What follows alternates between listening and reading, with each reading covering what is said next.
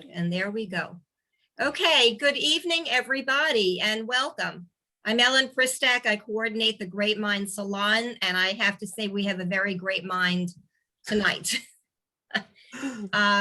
Before I introduce Cheryl, I just have a little bit of housekeeping. I'm going to ask that everybody mute so that there's no, interference with sounds and phones, and you know what happens. We're recording tonight, and what we're going to do is, if you have any questions, Cheryl will answer them at the end of her presentation. You just need to put them in the chat to me, and I will ask them at the end. So if you have a question, just type it into the chat, and at the end of her presentation, I will ask them. So my pleasure to introduce Cheryl Mintz.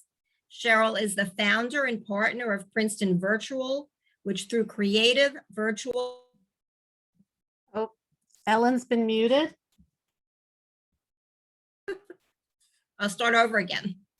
Cheryl Mintz is a founder and partner of Princeton Virtual, which through creative virtual events brings your community together. With the onset of the COVID-19 pandemic and the resulting suspension of production activity at theaters around the country, Cheryl pivoted to independent virtual theatrical projects, which span Broadway, off-Broadway, and regional companies. 2020 marked Cheryl's 29th season as McCarter Theater's resident production stage manager, where she has production stage managed over 190 productions and workshops, 37 productions with director and playwright Emily Mann, and collaborated with America's finest theater makers.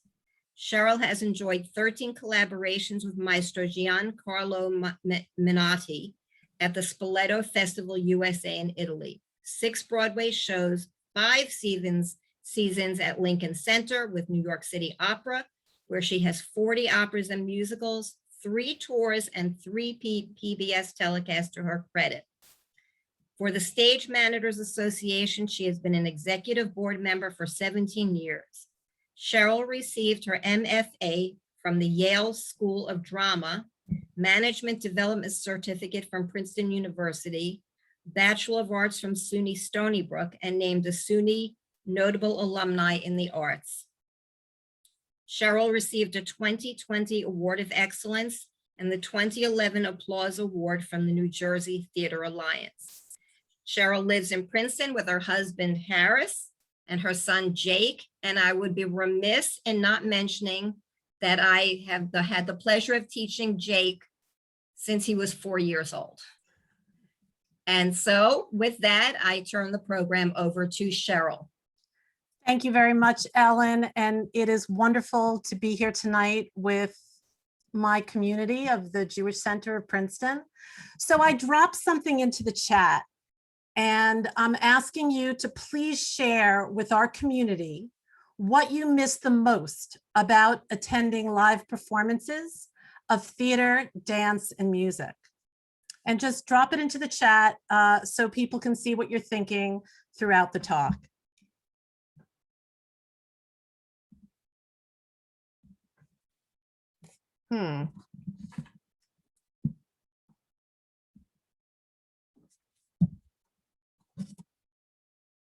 So Gertrude Stein, who you can see here in this painting in her salon, was a bit of a stage manager in creating the atmosphere for her Great Mind Salon. The gatherings in her home brought together confluences of talent and thinking that would help define modernism in literature and art. Focusing on this evening's talk, I was taken by a famous quote of Gertrude Stein's. "There is no there. For 23 years, my email address was cmintz@mccarter.org, and I had reached a place in my mind that my email address defined me." Gertrude Stein continues, quote, "It is a funny thing about addresses where you live. When you live there, you know it so well that it is like an identity, a thing that is so much a thing that it could not ever be any other thing. And then you live somewhere else And years later, the address that was so much of an address, it was like it was your name. And you said it as if it was not an address, but something that was living. And then years after, you do not know what the address was. And when you say it, it is not a name anymore, but something you cannot remember. That is what makes your identity not a thing that exists, but something you do or do not remember. End quote. Reading this put my situation of the past 13 months into perspective for me. With the onset of the COVID-19 pandemic and the resulting suspension of production activity at theaters around the country, March 12th, 2020 was the day in-person theater shut down for me, and my career of 37 years was abruptly stopped with no warning. I had always joked that I have never worked a day in my life because I love what I do. My career has been extremely fulfilling, exciting, and challenging, more often than not, working 6 days a week, with many weeks clocking in at 55 to 75 plus hours. We walked away from the theater, leaving everything where it was at the end of the preview performance of Sleuth. Props scattered on the stage, worn costumes in a pile, makeup and wigs on dressing tables, and the ghost light set center stage on the stage, thinking we would return in 2 weeks. But this play would never open. And then it sunk in that the next world premiere production would never begin rehearsals, and the rest of the theater season was canceled. The theatrical pause had begun, an extended intermission. I felt like I was caught in quicksand. Is there something you do or involved in that almost every day of your life that you love? Do you have a hobby or a job? Put that in the chat. Imagine that is how you make a living. Now imagine that has been totally taken away from you. In the United States, 1.4 million professional theater makers, fine and performing artists, and all the supporting careers that surround it have lost their livelihood. 42.5 billion in sales during just April, May, and June of last year gone. 97,000 full-time employees that make up the New York City theater industry, whose livelihoods depend on the shows, found themselves suddenly and completely unemployed. Imagine you are a musician in a world-class orchestra, or a dancer at New York City Ballet in Lincoln Center, or an actor in a Tony Award-winning Broadway show. How do you just pivot and make a living? Look at this situation through a different lens. Say that you were a doctor or a lawyer working in business, and you were told your industry is gone, and the only way you can make a living is being a world-class artist. Not so easy to pivot, is it?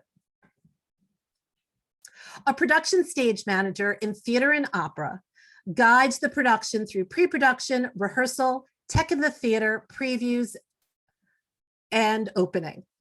And then they maintain the production after opening all the way through closing performance. The production stage manager calls the lighting, sound, scenic, special effects, and any additional cues at each performance. They're kind of like an air traffic controller and a quarterback. The production stage manager is a title page artistic collaborator and the organizational nucleus of a production. So my experiences encompass a Yale MFA, 6 Broadway productions, 5 seasons, and over 40 productions at New York City Opera at Lincoln Center, where I actually led the world premiere of Hugo Weisgall's opera Esther, which was a very rare opportunity to work on an opera with a Jewish theme. I clocked in at 13 seasons with the Spoleto Festival in the United States and Italy, working with one of the greatest maestros of the 20th century. 29 seasons, 2 Tony Awards, and 190 productions and workshops at McCarter Theater, where highlights included Jewish-themed world premiere collaborations with Emily Mann of her new play, Meshuggah, Greensboro, and Sharon Rothstein's All the Days. All of that gone in a moment.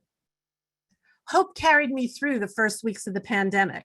I assumed that next month we would be able to return to the rehearsal hall and stages of McCarter Theater, until it sunk in that we would not be finishing the season.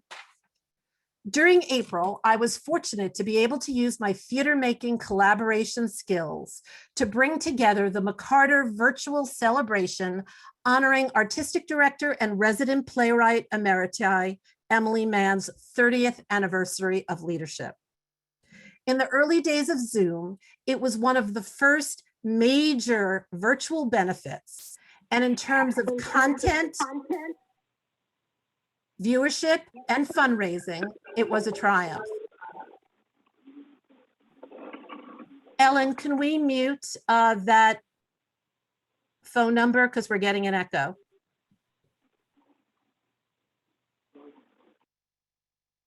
Thank you. The project, culminating on May 2nd, was exhilarating for those few of us fortunate to work on it from the inside. Then on May 3rd, I woke up feeling incredibly empty with a loss of purpose. I felt like my career meant nothing, and how could I contribute and be relevant in my field with the pandemic shutting down my industry?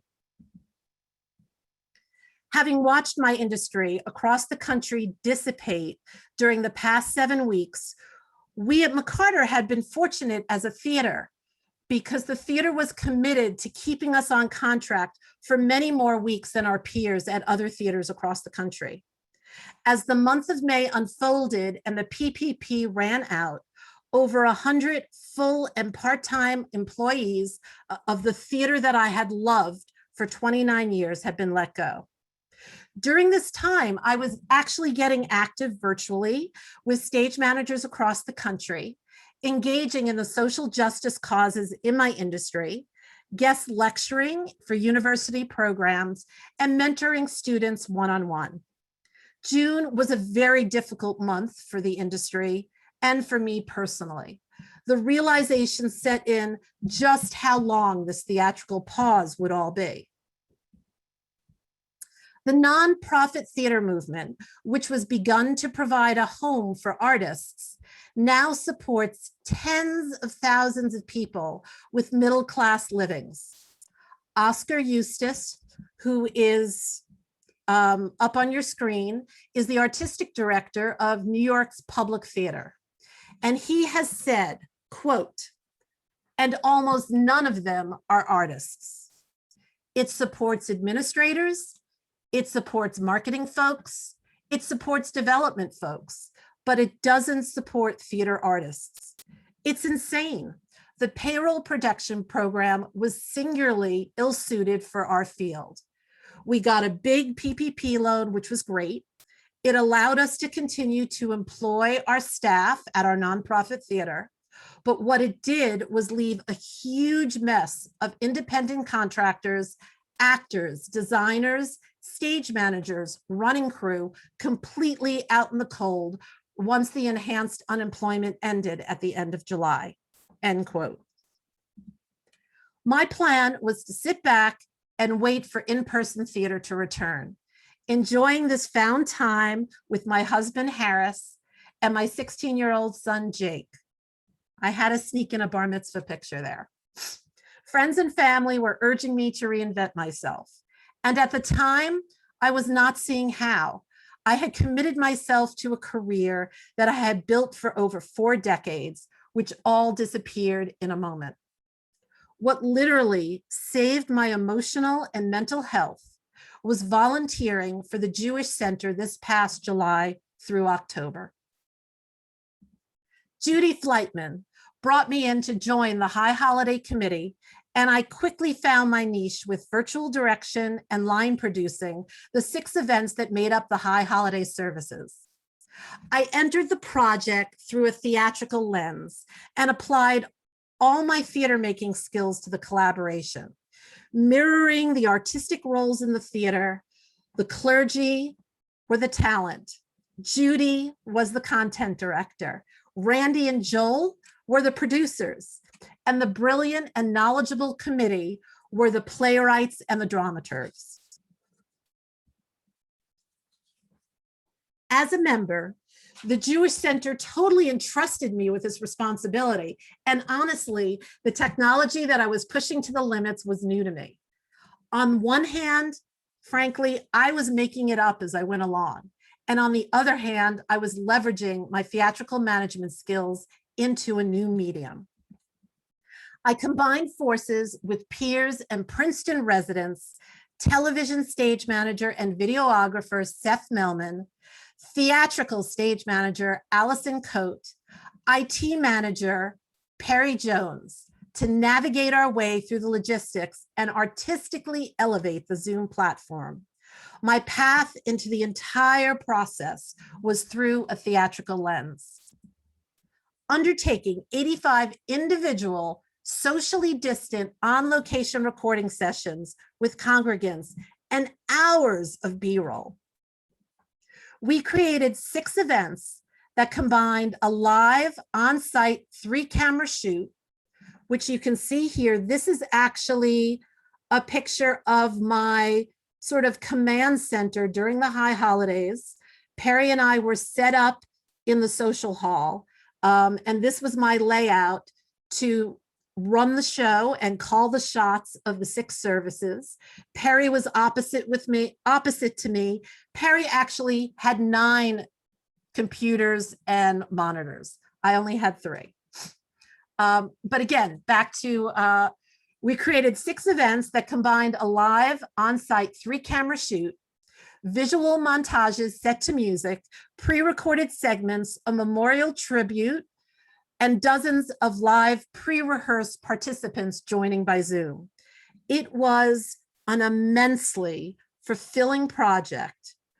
It was one of the most creative things I have done in my career, and it has absolutely emerged as one of the highlights of my career. Okay, so let's look at the theater world nationally. In this photo, we are in Times Square. During this past year, my industry has plunged into silos. Hundreds of theaters makers have been without work, and with the internet and time being available, there has emerged many silos of protest these past 13 months. At times, social media has become an echo chamber, but these topics of protest are real, and the working conditions we return to must change and improve. We must get back to work, but not get back to normal, because what was normal before the pandemic in our industry was fundamentally unjust. In my opinion, the leading campaigns surround equity, diversity, and inclusion, and the We See You White American Theaters, a movement focused on white supremacy and racism in theater.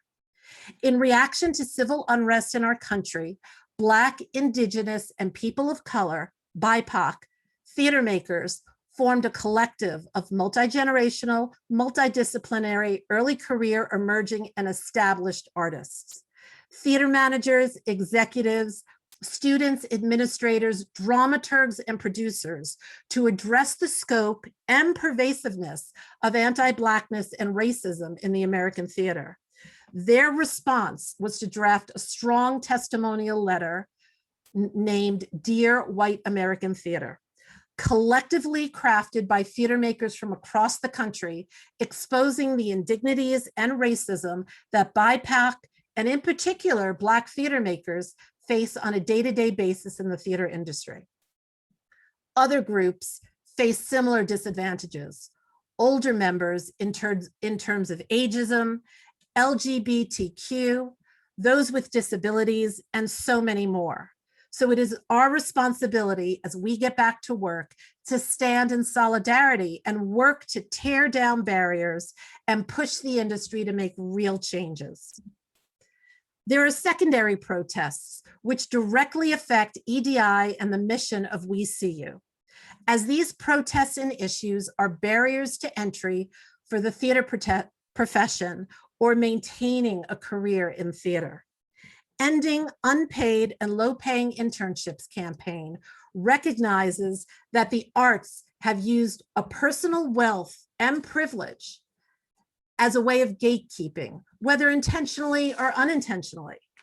It also recognizes that this has held back a lot of talented artists from getting experience and connections into the industry through no fault of their own. There is a move to end unpaid, underpaid, and exploitive labor in the professional theater industry. No more 10 out of 12s.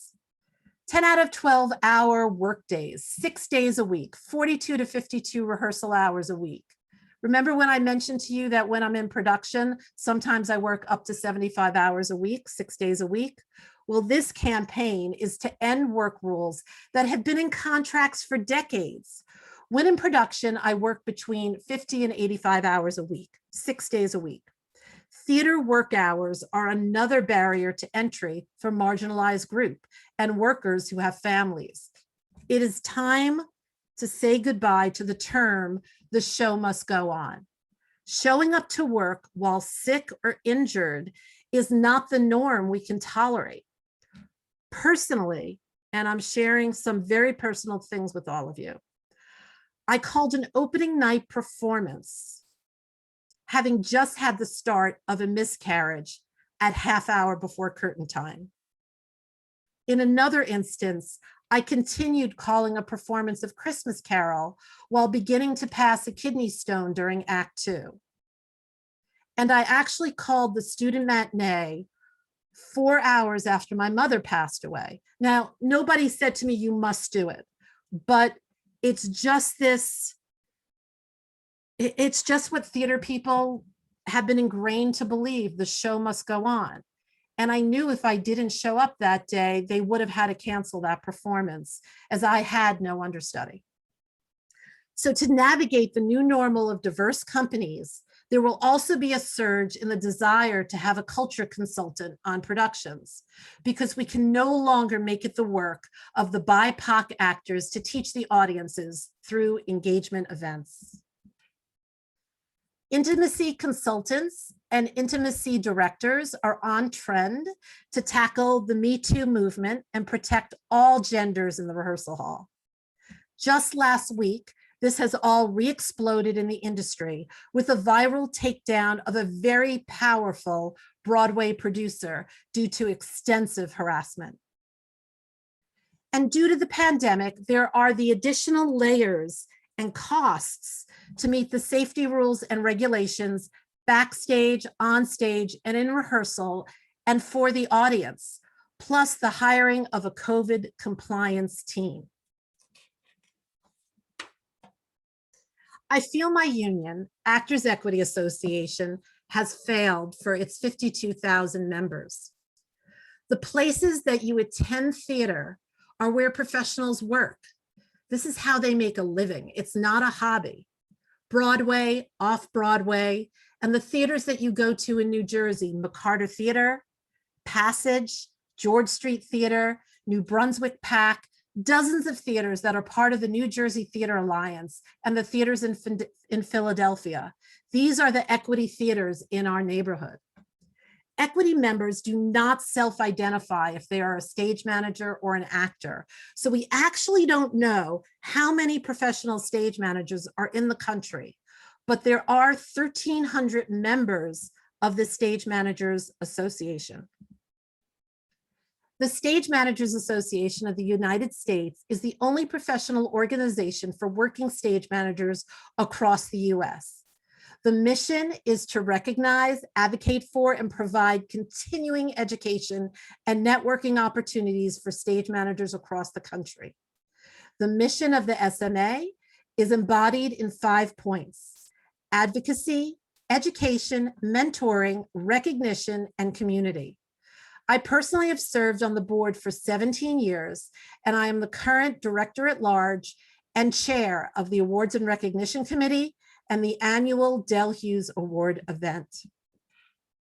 Actors Equity has been unable to lead and adapt to the pandemic. They did not pivot to working towards an agreement for virtual and streamed work until very recently. Virtual contracts were lost to SAG-AFTRA, their jurisdiction for the actors who were paid exceptionally low fees with no pension and health.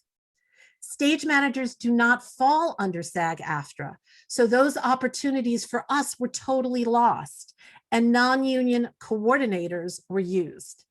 The television and film industries found a way to get back to work during the pandemic. The theater industry has not. Now, the health insurance situation is absolutely dire, and I personally fall off the health insurance ledge on October 1st. And I am part of the last group of members that this will happen to. The latest COBRA support from the government is a step in the right direction, but for many, it is too late. Since 2019, Actors Equity work weeks have plummeted 65%, and actors and stage managers earn a year of health coverage by working at least 19 weeks in a look-back year. So the lack of work weeks is pushing somewhere between 200 and 300 union members off of their health insurance a month. Pre-pandemic, out of the 52,000 members of Actors Equity, actually only 5,000 to 6,000 annually were earning enough work weeks to get health insurance coverage. And during this past year, with all the contracts gone, because nobody can actually go into the physical workspaces, then no one has been able to accumulate work weeks. So that is why we're all losing our health insurance. The shutdown has depleted the coffers of the Equity League Health Trust Fund, an independent entity managed separately from the union. And the fund is financed 88% from employers, such as the producers and the theater owners, and the remainder consists of investment income and the premiums paid by the participants like me. But employer contributions largely dried up when the theater shut down, and the health fund expects its reserves to go from 120 million pre-COVID down to 30 million by the middle of this year's if the theaters do not largely reopen. So to avoid completely draining the reserves, the health fund changed the threshold for members to receive coverage as of January 1st. Members now must work 32 weeks a year for the same yearly coverage as before, when we only had to work 19 weeks, but with higher deductibles, co-pays, and out-of-pocket maximums. So that is a number that very, very few members will be able to achieve. The Year of the Stage Manager is a mission to celebrate, educate, and advocate. And we are celebrating the 100th anniversary of the first equity stage management contract back in 1920. The union theater stage managers belong, the union that theater stage managers belong to is Actors Equity Association, but we are not actors. The industry considers us unseen and on the sidelines. But when we run a show, that is where we are. But when it comes to our careers, we should have a spotlight all of our own. Joined by the Stage Managers Association, the industry has embarked on a change the name campaign, changing the union name to perhaps Equity Association or Actors and Stage Managers Equity Association. So during one of the few bright spots of last year, the New Jersey Theater Alliance celebrated stage managers with their 2020 Curtain Call Award of Excellence, which Allison Coate, who has been my dearest peer for the last 25 years, and I had the honor of sharing that wonderful award. In terms of reopening, now equity members are stuck between a union that in trying to protect their workers and are not allowing them to work. And actors and stage managers are loudly voicing our dissatisfaction. They are furious with our union. Though theaters are presenting extensive plans for safety, the union is demanding workplace safety guidelines that are impossible for theaters to achieve. The goalpost or the finish line, it just keeps being moved further away. For the few theaters that could achieve the protocols, they are not getting approval from the union in time. And we are talking about a few days before rehearsals are to begin to implement what is needed to get a production started. A theatrical process begins months, if not a year or more, before rehearsals start. There is the development of the piece, the director and the playwright collaboration, the bringing together of the design team and the design process, which at McCarter Theater is completed 2 to 3 months before rehearsals begin. Then there is the audition and casting process, which begins months earlier. Some productions get cast up to a year prior if a specific actor is attached to the project, but generally casting happens 1 to 3 months prior. Last moment casting does happen if an actor withdraws prior to rehearsals beginning. So you can see, finding out the day rehearsals are set to begin, or even a few days before rehearsals are set to begin, that equity is giving approval is not a workable business model for a theater. So in this getting back to work phase, theater makers will be giving up whatever survival jobs they have found. So to give that up only to find out your show will not be happening is devastating. The press is very negative right now. Theaters are giving up. Some theaters are not even trying. Some are going non-union and using actors who are just starting out their careers or are not professionals. And these actors are being underpaid. They're getting no pension and health insurance and going into unsafe working conditions. Smaller theaters and the regional nonprofits will be able to absorb a 50% capacity for social distancing their audiences, but Broadway cannot sustain that business model. Broadway shows will also need to regather their companies from afar because many actors unable to afford living in New York City have left and returned home to live with family during the pandemic. Not only has their industry shut down, so have their day jobs and their survival jobs. Jobs that often support the arts industry and the restaurant business. Then these shows are going to need time to re-rehearse and retech the show in the theater. So for Broadway, it will not be an instant restart. There's an artistic director of a theater in Milwaukee who sums it up well regarding Actors Equity Association. What appeared to be a well-intentioned initiative to keep their membership safe has turned into a unilateral, non-responsive, and opaque process, which has expanded its jurisdiction far beyond any reasonable bounds. So what I'm going to ask you all to do now, if you can please share in the chat, what performance would you like to attend in person once you are comfortable returning to the theater? Let us know what you're excited about, because theater will be back.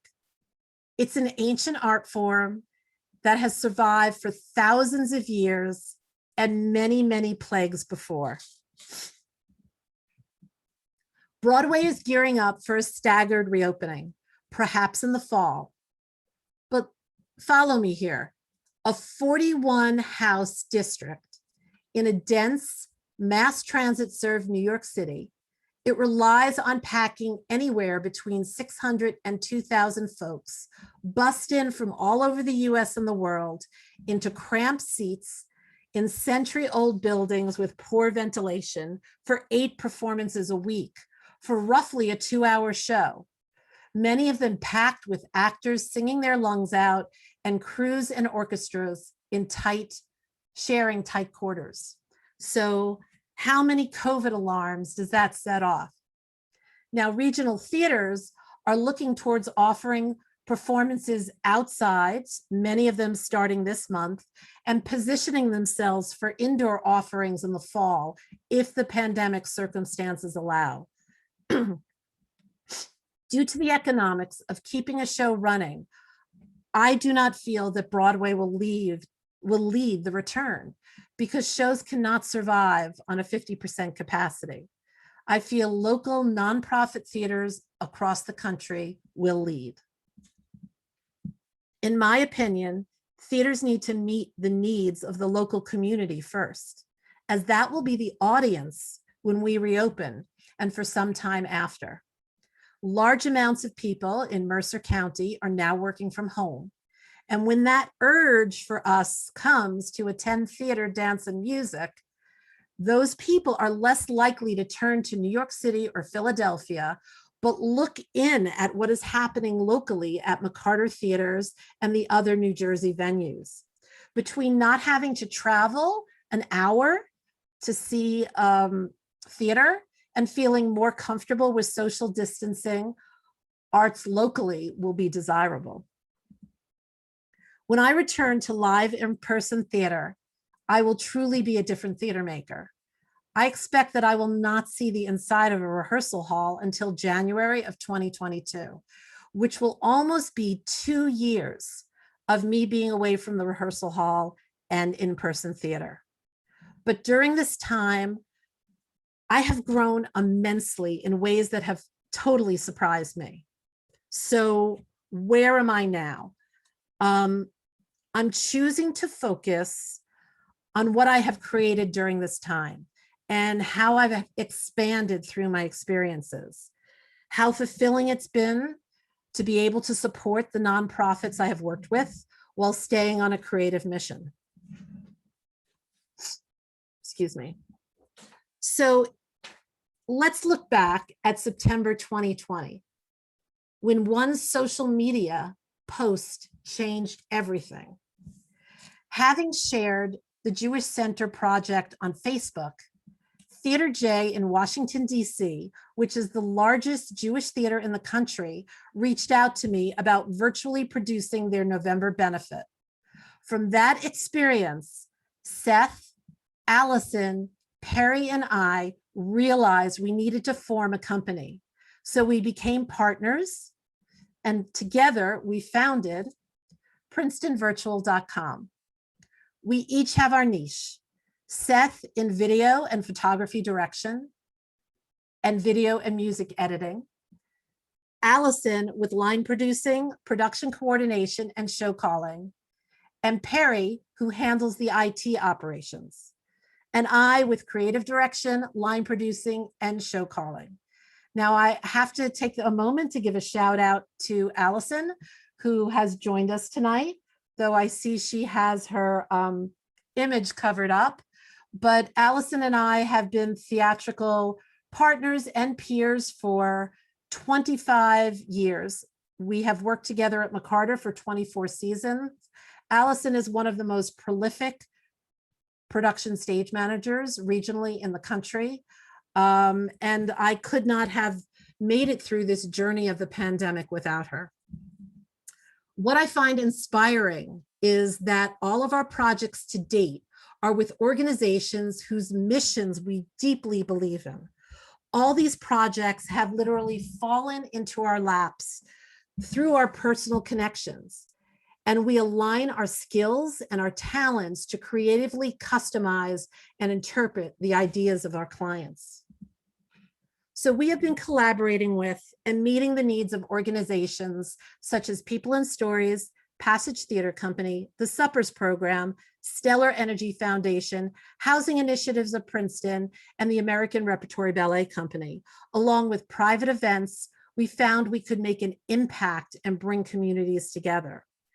And outside of our local community, we have produced events with New Arts and the 1214 Foundation in Connecticut, and nationally with the Stage Managers Association, the Southeastern Theater Conference, and the United States Institute of Theater Technology. Currently, we are producing major events with the Washington, D.C. JCC, the New Jersey Theater Alliance, Laurel Education Group, and Middlesex County Chamber of Commerce. independently, I was fortunate to reunite with Emily Mann, and we did our 36th and 37th productions together this past fall. We did The Night of the Iguana, a Tennessee Williams classic for the off-Broadway company La Femme Theater Productions, and Emily's New, which is a heavily Jewish-themed play, which is in development for Broadway. These were creative processes that brought artists together in a virtual theater and developed the works for production post-pandemic.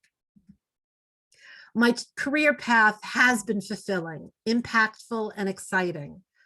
But honestly, I have never felt that I have been brave in my journey. And that has always been a personal regret of mine until this past year. Never would I have imagined that my journey would include being a founder and a partner in a company with the added reward that I can make a meaningful contribution to my communities. I look forward to the end of this intermission when I can return to in-person theater and balance my pandemic pivot with future artistic opportunities. I will have to reinvent myself again because the theater world I return to will be a vastly different one. Thank you all for joining me tonight. Ellen? Cheryl, thank you for that. Just so informative and insightful. And I'm sure there's so much that we who are not in your field did not realize. And, you know, I'm sure everyone that's here enjoys theater and it misses it so desperately. And everything you've said, it was inspiring and informative. So I'm sure there are some questions out there. So if you could put your question in the chat, I will be very happy to present it to Cheryl and she can answer it. And it would be great if people could turn their video on. I would love to see my audience as I'm a theater person. And if you go to gallery view, you can see everyone. And please take special note of Allison Coate. Allison, if you can just give a wave. And Allison brought the High Holiday services to you as well. She was definitely boots on the ground. She was in the main sanctuary with Seth, our videographer, and she was literally stage managing the rabbis and the cantor. I know there are a lot of comments about what people missed and are looking forward to seeing again. A Christmas Carol at McCarter. People who had tickets for shows that they didn't get to see. Love to hear some questions or comments. I actually have a question myself. Sure. How many shows do you think will actually be able to come back, whether it be at, you know, McCarter or on Broadway? I mean, I'm sure it's going to be different than we remember.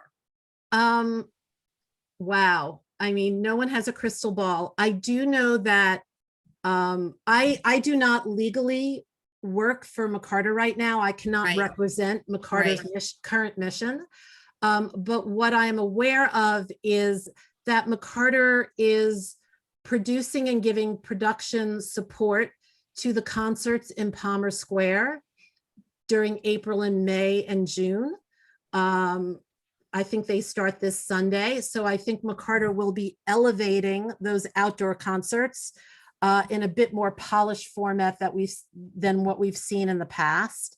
And I do know they're trying to stay nimble in the fall so they can pivot if they can bring in more one-off concerts or one-night events.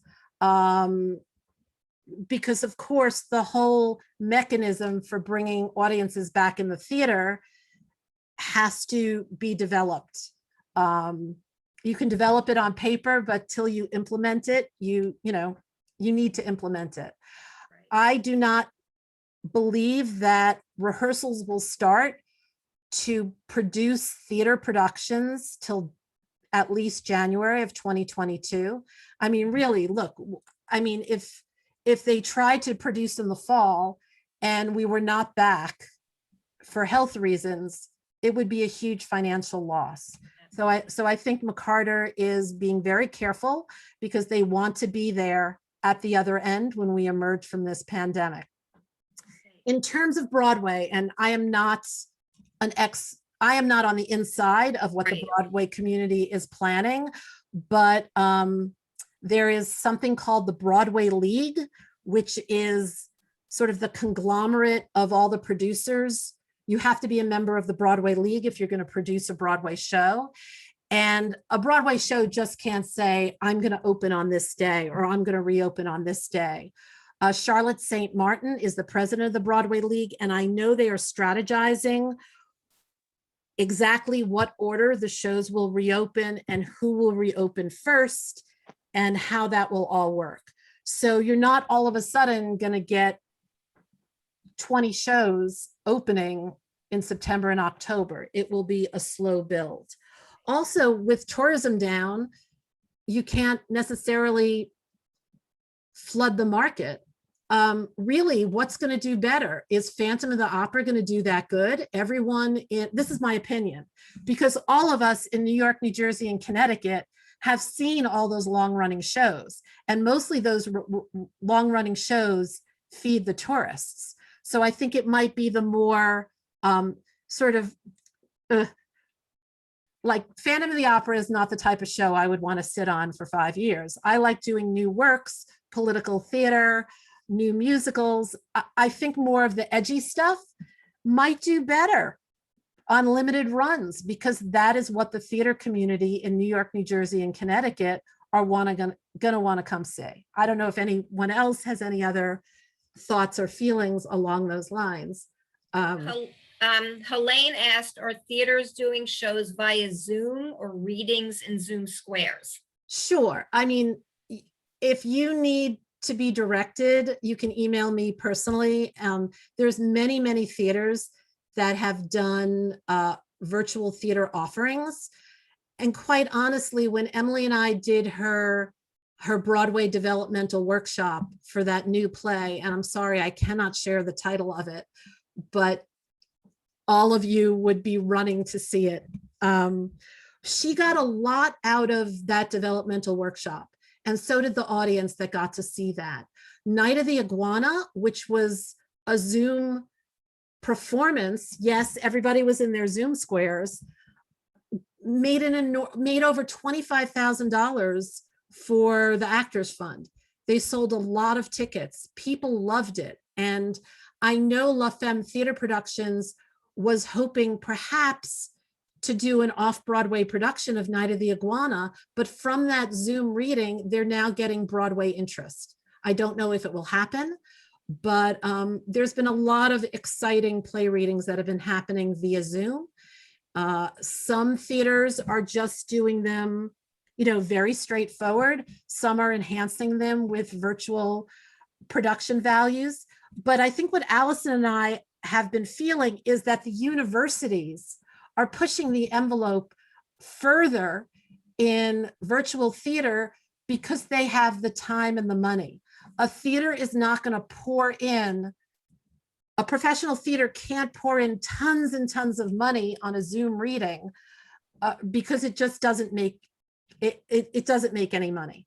So what we're finding is some of the university productions are being much more creative with sort of the production values, whereby in professional theater, you're going to see the better scripts and the better actors. Okay, Debbie Brett wants to know, to what extent have production personnel and actors been able to shift to TV work, even if temporarily?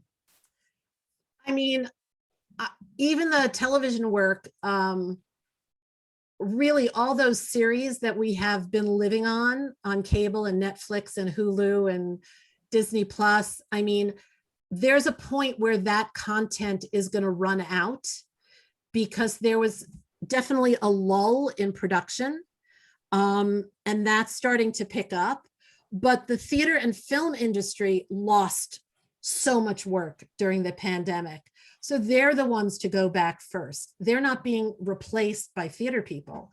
So, I mean, some theatrical stage managers have pivoted and become COVID compliance officers, and they're working in television and film, but they're not doing what they love. They're kind of, you know, the COVID cop to make sure everyone is following protocols on set. So it's not like theater people can go, and there is no void in television and film. It's being filled by the people who were laid off from the TV and film business. Okay, let's see what we have here. Okay, so you sort of answered this from Debbie. The question is, to what extent are Broadway ticket sales dependent on tourists coming from outside the tri-state area? Which I think you kind of addressed. I mean, I don't have the stats, but go to see any of those long running shows and you see who's in the audience.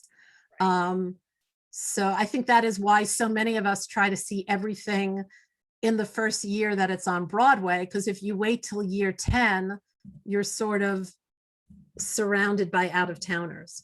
So of course, the tourist industry is hugely impactful on Broadway, but bringing Broadway back will be hugely impactful for the tourist industry. So if Broadway comes back, people will return to New York. It helps the restaurants. It helps the taxi drivers. It helps all the businesses in the Times Square district. It's a huge force. I'm seeing a lot of thank yous for an enlightening presentation, an amazing job of taking a very challenging situation. And I have to say, I myself found there was so much information that you provided that I think most of us don't know about the theater, the profession, that were of really great interest. Yeah, I hate to bring people down, but there are huge challenges in the theater world right now.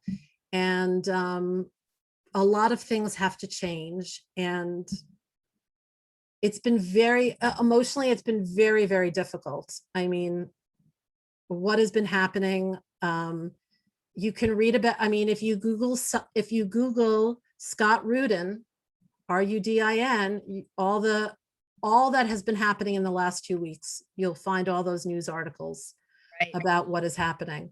But it's a very, very tough time, and people aren't working. So they're spending all this time on social media and they're trying to mobilize. I do hope that when we're all back to work, all these missions and campaigns don't end up behind curtains and not seeing any action. So I hope I can be part of some change in my community or the theaters that I work at. It's very overwhelming. I feel like there's not much I can do, but we have to be good allies and make a difference in our worlds, our personal worlds. So I'm sure you can see in the chat all the wonderful comments and compliments for this. Thank you. I mean, I haven't read anything. I'll read it after our meeting. Yeah. Because I'm trying to stay focused on all of you. Of course, there's a bravo. We can't have anything theater without bravo. Thanks. Well, thank you so much. It's really amazing. Thank you, Cheryl. It was a pleasure having you. My Thank pleasure. you to everyone who joined tonight. I look forward to seeing you back again next month. Deborah Yaffe will be our great mind, and she is an author. I don't have the exact title of her book about Jane Austen, about the Janeites, but she will be speaking about Jane Austen's superstar, from classic author to pop culture phenomenon. And that will be Thursday, May 20th. So thank you again for joining us. I hope everybody has a wonderful, safe, healthy, I hope you're all getting vaccinated evening so we can all be together in person eventually. Ellen, I do, Lisa Jack now. Yes, please mention that. So Lisa Jack now asked that I share with all of you. If you're not aware, she has a monthly magazine that is online and free. It's called Princeton Perspectives. So you can just Google princetonperspectives.com. But she actually asked me to write an article for the April issue, which just came out, and it's about reinvention. And it was sort of wild because she asked me just after, Ellen asked me to do this talk, and how they both paralleled each other in the same month was fascinating. But please check out Princeton Perspectives, and you can read my article there about, well, as she calls it, making lemonade out of lemons. Great. Thank you, everyone. Have a wonderful evening, and we'll see you again next month. Good night. See you all in the synagogue.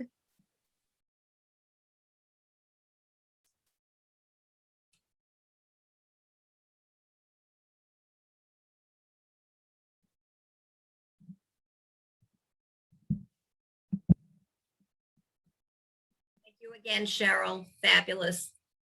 I'm going to save the chat. Yes. Just tell me when you're ready, if you have it all before I end the meeting. I want to make sure. Paula is here. She missed it. Maybe it's been recorded, and it'll probably be posted on the Jewish Center's either YouTube or Facebook site. Oh, great. It may take a while for it to get there, but that's where she'll find it. Okay, no worries. Hi, Paula. I see you're joining us, but we're done. I am so sorry. That's okay. My keyboard crashed. But it's nice to see you. I'm sorry. It That's okay. you. I should have done a plug for the Shakespeare reading group. Well, there's still a couple of people here. How'd it go? It went great. She was great. Hi. She was great. Paula and I just saw each other before this. Oh. Allison knew of my challenge. Oh. Yeah. Oh, Congratulations, Paula, Cheryl. Thanks, Paula. Are you part of the New Jersey Theater Alliance happening? I'm just a co-facilitator on one of the racial healing circles. Okay, great. Yeah. All right. I just have to make the breakout rooms. Got it. All right. I'll see you. Well, I'll see you within there. I'm going on Thursday and Friday. So. Oh, good. We Yeah. will see each other. I'm Yeah, so we'll see glad. each And other. I'm looking forward to the recording. Okay. I'll see you tomorrow night All right. Take As care. we- I'm as so we- sorry, but I'm as we- so proud of you. as we brush up our Shakespeare. That's right. Bye-bye. Guys, care. I'm Good about night, to all. end the meeting, so good Okay. night to everybody. Good night. Thank you Night. for being here.